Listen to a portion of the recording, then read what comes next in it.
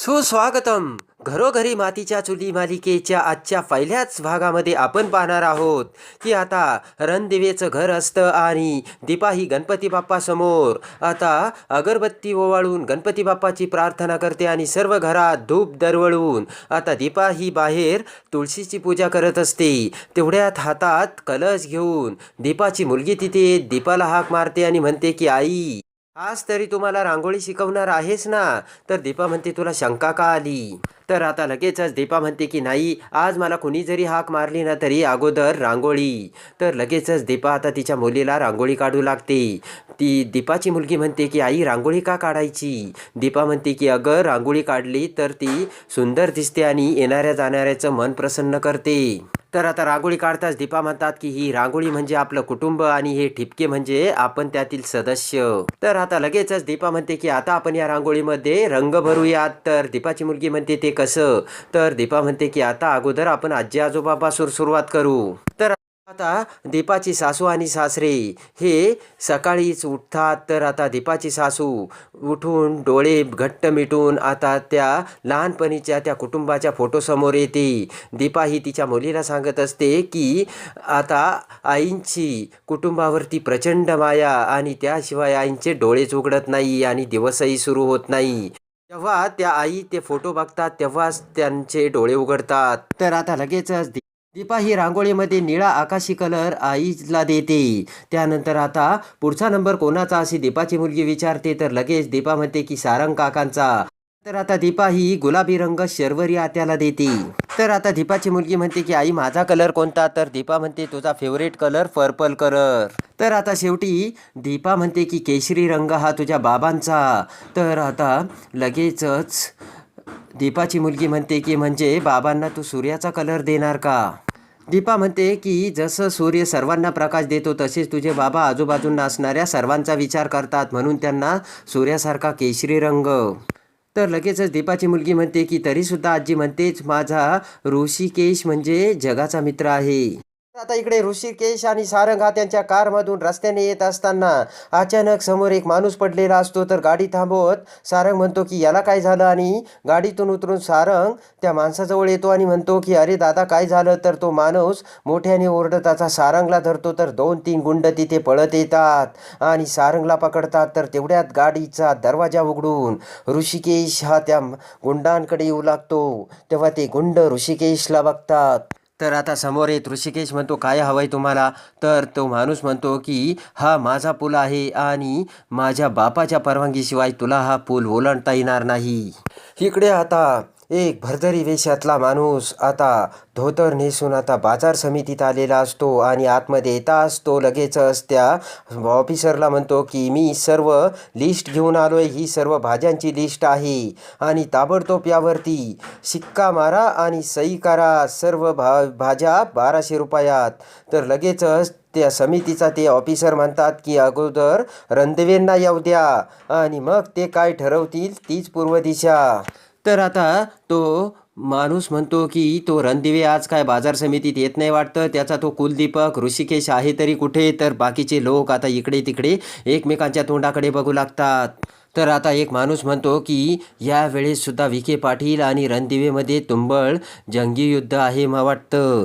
तर लगेचच विखे पाटील त्याच्या सेक्रेटरीला म्हणतो की समजा काही व्यवस्थित झालं ना? तर तो सेक्रेटरी म्हणतो अगदी व्यवस्थित. तर आता सेक्रेटरी म्हणतो शिक्का आपल्याच भावावर लागणार. तर विखे पाटील हसू लागतो. इकडे आता रणदिवे त्या गुंडासमोर येतो. इकडे आता ऋषिकेश म्हणतो की रस्ता काय तुमच्या बापाचा नाहीये, तेव्हा तुम्ही हे नाटकं कशापायी करताय आणि कोणी पाठवलं तुम्हाला? तर आता ऋषिकेश म्हणतो की तुमचं जे काही कारण आहे ना ते स्पष्ट सांगा. तर तो माणूस म्हणतो गप्प राहा, तुला हा पूल ओलांडता येणार नाही. तर आता लगेचच तो माणूस आता ऋषिकेशला मारू लागताच लगेच ऋषिकेश त्या सर्व माणसांच्या काठी आपल्या हातात झेलतो आणि त्यांना जोराने ढकलून देतो. तर ते सर्व खाली पडतात. तेवढ्यात पाठीमागून एक माणूस तिथे येत म्हणतो की ए शंकर्या, तू तिथे काय करतोयस? तुझा बाप तिकडं पुलावरून पडलाय. आणि लगेचच ते गुंड आता शंकरसोबत धावत पळत तिकडे जाऊ लागतात. तर ऋषिकेश सुद्धा तिकडे जाऊ लागतो. इकडे आता रणदिवेच्या घरात आजी ही वरून पिठाचा डबा काढत असताना गुलाबराव तिथे येतो. तर पटकन आजीच्या हातातील तो डब्बा गुलाबरावच्या डोक्यात पडून त्याचे सगळे अंग पिठाने मागते. तर तेवढ्यात आता आता लगेचच जानकी तिच्या मुलीला घेऊन आता किचनमध्ये येते. तिची सासू आता जानकीला म्हणते की अगं माझी जानकी सर्व कारभार व्यवस्थित सांभाळते, तेव्हा मी सुद्धा टेन्शन घेत नाही आता. तर आता जानकीची सासू तिच्या आजी सासूला हे सांगत असते आणि म्हणते की जानकीने सर्व काही व्यवस्थित केलं असणार का गं जानकी, असे आता जानकीची सासू बोलते. जानकीची सासू म्हणते की अगं या जानकीने ना घरातली सर्व कामे आपल्या अंगावर ओढून घेतली, म्हणून घरातले सर्वजण आळशी झालेत. तर आता जानकीची सासू जानकीला म्हणते की पण सर्वजण कुठे गेलेत. तर आता जानकीची सासू म्हणते की अगं जानकी पण सर्वजण कुठे गेलेत, आज घरात पूजा आहे. तेव्हा आता जानकी म्हणते की सौमित्र कोर्टात गेलं, त्यांचं काहीतरी काम आहे, आणि आमचे हे आणि सारंग भाऊजी आता बाजारात गेलेत.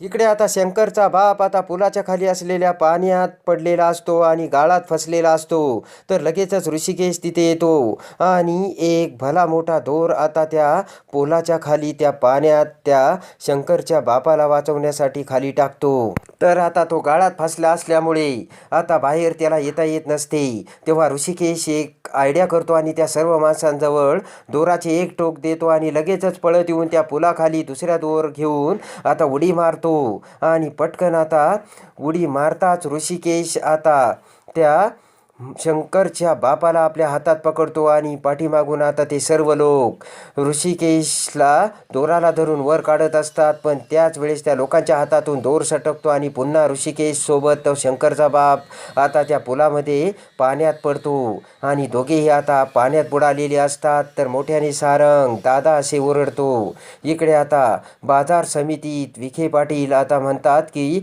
ऋषिकेश काही येत नाही, तो रणदिवे सुद्धा येत नाही, तेव्हा माझेच फायनल करा. आणि इकडे आता ऋषिकेश त्या शंकरच्या बापाला पुन्हा घेऊन वाण्याच्या वर येतो आणि लगेचच सारंग आणि सर्वजण आता दोर सोडतात. तर आता ऋषिकेश आणि त्या शंकरच्या बापाला लोकांनी वर काढलेली असते. आणि आता ऋषिकेशने शंकरच्या बापाला बाहेर काढताच शंकर हा लगेच ऋषिकेशच्या पाया पडतो आणि त्याच्या तोंडात मारून घेत म्हणतो की माझ्याकडून खूप मोठी चूक झाली ऋषिकेश दादा. शंकर त्याच्या थोबाडीत मारत म्हणतो की दादा, या दलदलीतून तुम्ही माझ्या बापाला जीवाची पर्वा न करता वर काढलं, खरंच माझं खूप चुकलं आणि मी तुम्हाला मारायला आलो होतो. तर आता तेथूनच दुधाच्या कळशा घेऊन दोन बायका चाललेल्या असतात. तर पटकन शंकर त्यांना पैसे देऊन त्या दुधाच्या कळशा घेतो आणि ऋषिकेशला त्या दुधाने आंघोळ घालत खऱ्या अर्थाने ऋषिकेशचा अभिषेक करतो. त्यानंतर आता पांढरे शिवपड पुन्हा कपडे देऊन आता ऋषिकेशला मानाने कपडे घालतात. इकडे आता विखे पाटील हा कार्यालय समितीत बसलेला असतो आणि म्हणतो की तुम्हाला सगळे त्या रणदिवेचेच भाव आता पसंत करायचेत का. त्या समिती ऑफिसरला म्हणतात की आता बस झालं, खूप वेळ झाला, आमचे भाव आता फायनल करा आणि शिक्का मारा. तर आता लगेच तो ऑफिसर म्हणतो सयाजीराव अजून 5 मिनिटं थांबूयात का. सयाजीराव म्हणतो आम्ही कशापायी थांबायचं. सयाजीराव म्हणतो की या वेळेला नाही चालायचं आणि काढा शिक्के आणि मारा शिक्के. आणि सयाजीराव म्हणतो नाहीतर परिणाम लई वाईट होतील. तेव्हा तो समितीचा आता लगेच ऑफिसर सही शिक्के बाहेर काढतो आणि आता तो समितीचा ऑफिसर हा शिक्का मारणार तेवढ्यातच पाठीमागून नमस्कार असे म्हणत हात जोडून आता ऋषिकेश तिथे आलेला असतो आणि सगळे लोक आता ऋषिकेशकडे बघतात. तर आता लगेच ऋषिकेश हा सयाजीराव समोर येऊन नमस्कार करतो आणि म्हणतो की माफ करा, थोडा यायला उशीर झाला.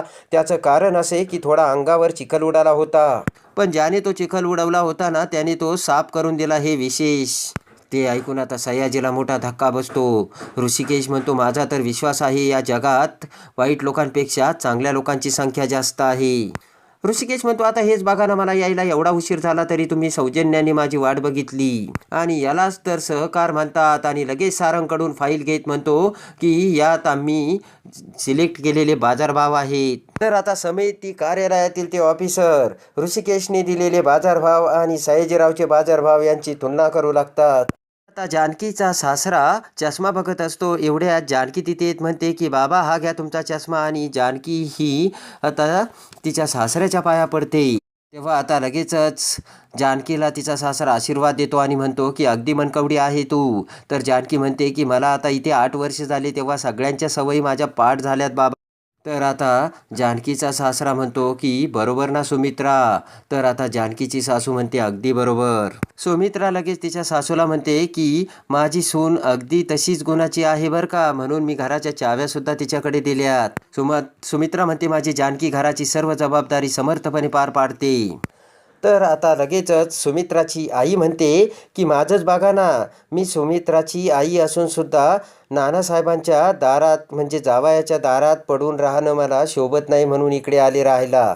तर मी इथे आली आणि मला दादासाहेबांनी आश्रय दिला की नाही, नुसता आश्रय नाही दिला तर मानही दिला आणि सन्मानही दिला.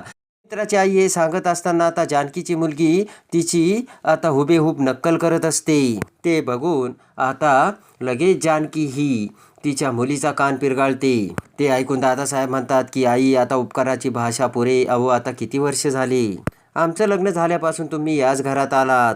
तर इकडे तेवढ्यात जानकी म्हणते की बाबा पूजेची सर्व तयारी झाली बरं का. सुमित्रा म्हणते की बघा माझी सून, सांगायची सुद्धा तिला काही गरज नाहीये. तर आता इकडे सुमित्राची आई म्हणते की अगं सुमित्रे, किती ग सुनेचं कौतुक करशील. या सुनेला सासूच्या अधिकाराने बांधून ठेवावे, नाहीतर त्या कधीच ढगाच्या बाहेरचा रस्ता दाखवतात. आणि त्यातली त्यात ही तर सावत्र सून. तेव्हा सुमित्राला राग येऊन लगेच सुमित्रा म्हणते की आई मी तुला 17 वेळेस सांगितलं, आता हा विषय पुन्हा काढू नकोस. सुमित्रा म्हणते की आई जानकी ही माझी सर्वात आवडती सून आहे, तेव्हा ती कायम तशीच राहील, तेव्हा तू हा विषय पुन्हा काढू नकोस. तर सुमित्राची आई गप्प होती. तर इकडे दादासाहेब लगेचच बाजार समितीत फोन करतात आणि निकाल काय लागला यासाठी फोन स्पीकरवर टाकून ते बोलावयास सांगतात. आणि दादासाहेब आता सुमित्रा आणि जानकीला तिथे बोलावतात आणि लगेचच कार्यालयातील ते अधिकारी म्हणतात की ठरल्या वर्षीप्रमाणे यासुद्धा मध्ये आता सयाजीराव विखे पाटील आणि ऋषिकेश रणदिवे यांनी बाजारभाव जाहीर केले. आणि लगेचच ते ऑफिसर म्हणतात की ठरल्या वर्षीप्रमाणे यावर्षी सुद्धा ऋषिकेश रणदिवे यांचे बाजारभाव डिक्लेअर झाले. तेव्हा आता दादांना मोठा आनंद झालेला असतो. तेवढ्यात आता सयाजीला राग येऊन सयाजी म्हणतो की या रणदिवेने काय बाजार समिती विकत घेतली काय. तर आता ऋषिकेश म्हणतो की नाही सयाजीराव, बाजार समितीची स्थापना शेतकऱ्यांच्या हितासाठी केली. तर ऋषिकेश म्हणतो की दिवसभर काम करणाऱ्या शेतकऱ्यांच्या हिताचा विचार करून हे बाजारभाव बांधलेले आहेत. त्याचा हा फायदा शेतकऱ्यांना व्हायला पाहिजे, समितीला किंवा या त्यांच्या दलालाला नाही. तेव्हा सयाजीला मोठा राग आलेला असतो. ऋषिकेश म्हणतो की बळीराजाचा बळी गेला नाही पाहिजे आणि त्यासाठी आपण सगळ्यांनी ठामपणे उभं राहायला हवं आणि तेही कुणाच्या दबावाखाली न येता असे ऋषिकेश आता सयाजीकडे बघत बोलतो. तर सयाजीला मोठा धक्का बसतो आणि लगेच सगळे ते शेतकरी ऐकून ऋषिकेश दादा यांचा विजय असो असे म्हणत ऋषिकेशला उचलून घेतात. तर आता इकडे दीपाला सुद्धा खूप हायसे वाटलेले असते. इकडे सुमित्राची आई म्हणते की मला सडका आंबा दिला सारंग, तू येऊ देस तुझ्या बायकोला. आणि आता लगेच सारंगची बायको आता कारमधून तिथे येते आणि लगेचच ती रांगोळी पुसू लागते. तेव्हा सारंग म्हणतो की अगं एवढी छान रांगोळी काढली. तर आता सारंगची बायको म्हणते की ही घे तुझी रांगोळी, आणि सगळी रांगोळी पुसून काढलेली असते. तर आता जानकी म्हणते की एखादी बाई आपली रांगोळी विस्कटू शकते याचे मी विचारच नाही करू शकत. तर आता जानकीची मुलगी म्हणते की आपली सगळी फॅमिली विस्कटली. तर आता जानकी म्हणते की राख आणि आग परिणाम फक्त दोघांचे सारखेच असतात. तर आता जानकी त्या घराला कसे सांभाळून ठेवते हे बघण्यासाठी आणि घरोघरी मातीच्या चुली मालिकेच्या डेली अपडेटसाठी बेल नोटिफिकेशनवर क्लिक करून आपल्या चॅनलला लाईक करा.